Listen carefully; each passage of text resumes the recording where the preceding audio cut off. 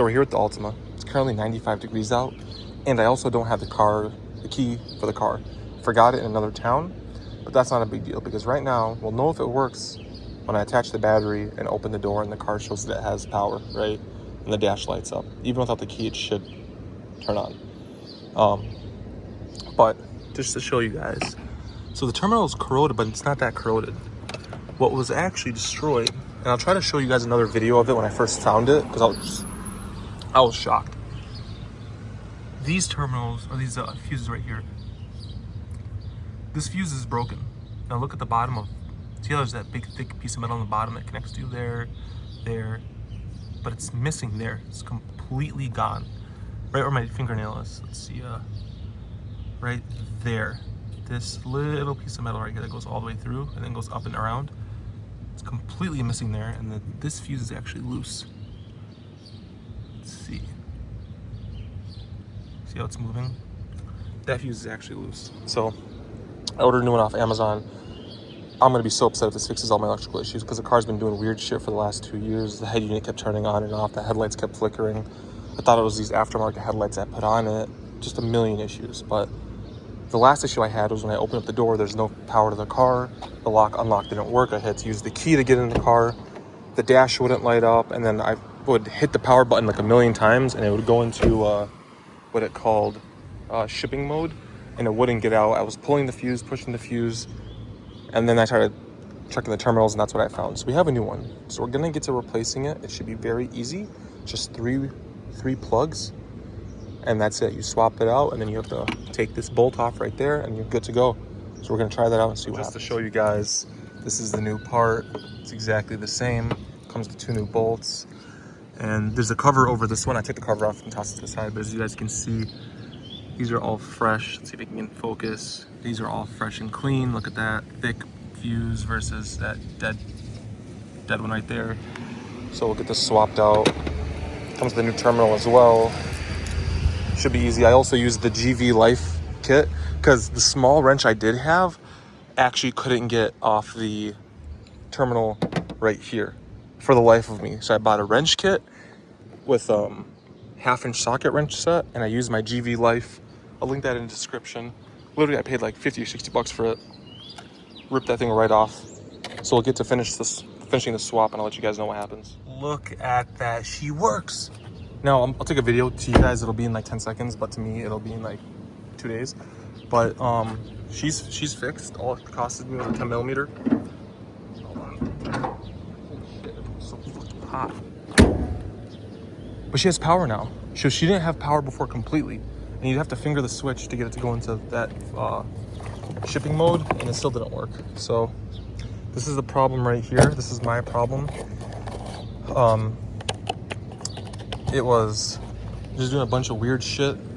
The car itself, it was shutting off the radio, turning it on while you're driving. The 12 volt would get or not get power. The like the socket itself would like show that it has power to charge your phone, and then it would ding and say it's not charging your phone anymore.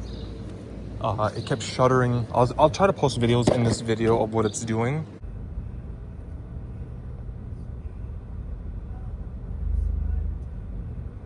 But it was like shuddering at red lights and flickering the battery light. I'll also post a video of that at the end so you guys can see the symptoms I was having. But yeah, I'm sorry this isn't like the video from start to finish that like you guys like to see, but it was because I was not expecting on fixing the car. I thought something was like fucked with it, like a ground.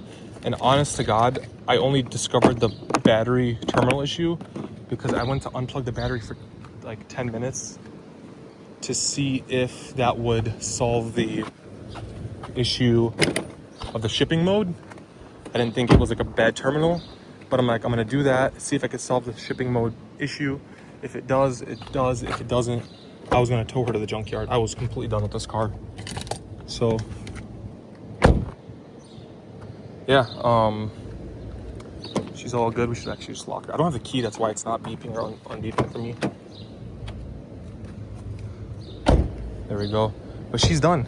The Golf is still here. I actually just got back from the dealership doing an oil change. They said that the brakes are brand new basically on her. Tires are brand new, we knew that. They said the front and rear struts look new.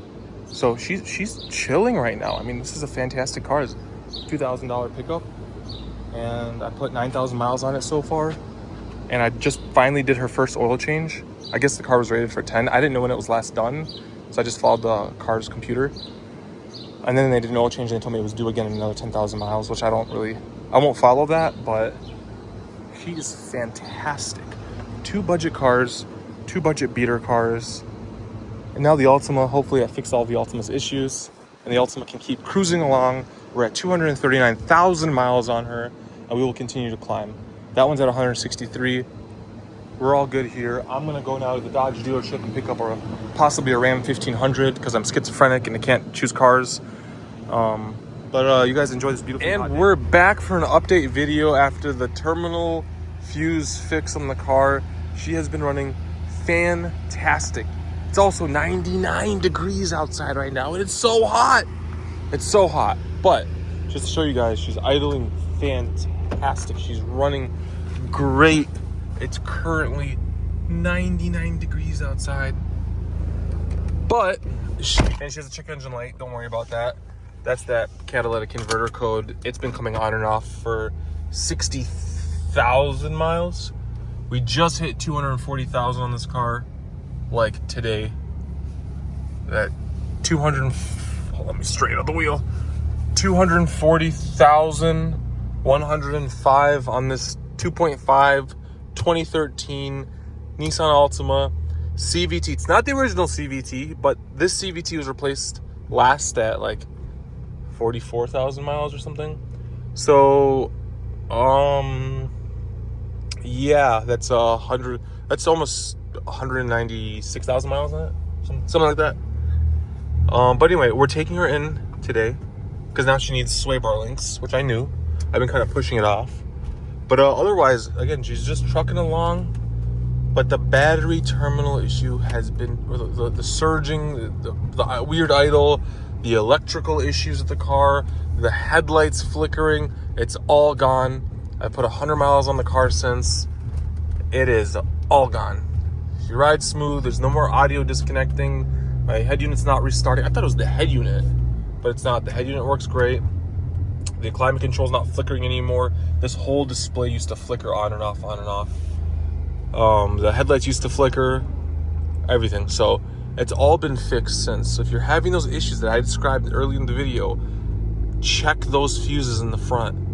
Check them because they clearly corrode and can lead to more issues. But just to show you guys, it worked. The Altima's happy. She's chilling. Again, check engine light, but what can you do? Thing has 240 some thousand miles on her, but she still moves. Ram. Sorry, I've been thinking about getting a Ram. Let me give her some gas. Just show you guys.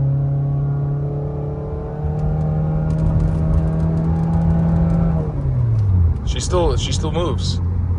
That wasn't me flooring it, of course. It's like 50% throttle, but she still moves. But anyway, thank you guys for watching this video. I'll link the part in the description for you guys. Click it, buy it, make sure the part number, if you have another different Nissan, make sure the part number is actually for your car. But cheers, guys. 102, holy shit. I'm in Wisconsin.